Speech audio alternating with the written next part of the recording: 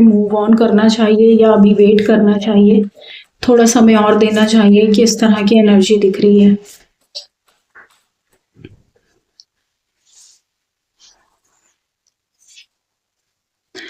सबसे पहला कार्ड है the star, 10 of swords, 2 cards इकट्ठे आ गए, night of pentacles and 8 of pentacles.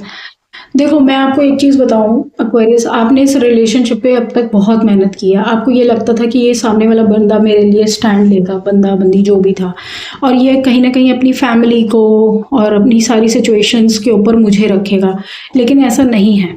मैं आज आपको बताऊं, इस पर्सन के लिए इसकी फैमिली बहुत इंपॉर्टेंट है। नो मैटर कि आपको कितना दिखाए, अरे फैमिली तो ये है, अरे फैमिली को तो मैं मना लूंगी या मना लूंगा, या फैमिली नहीं भी मानी तो भी मैं तुम्हारे साथ हूँ। देखो, हवाबाजी में बातें करना बहुत अलग होता है, और रियलिटी में जब फील्ड में कहते हैं ना, युद्ध भूमि में आकर युद्ध करना अलग होता है, और अपने कमरों में बैठकर बड़ी बड़ी बातें करना अलग होता है।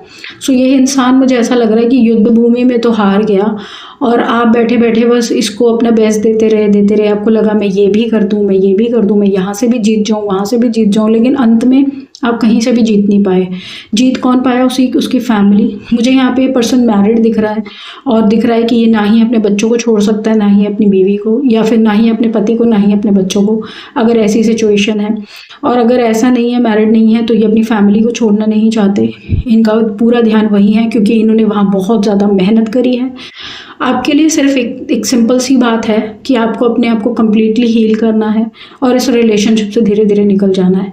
आप अगर अभी भी इस रिलेशनशिप में एफर्ट डालते रहोगे तो एट द एंड आप ही हारोगे, क्योंकि ये पर्सन तो पूरी तरह अपने ही ऊपर फोकस्ड है, और आप अपना ही टाइम वेस्ट कर रहे हैं इसके साथ।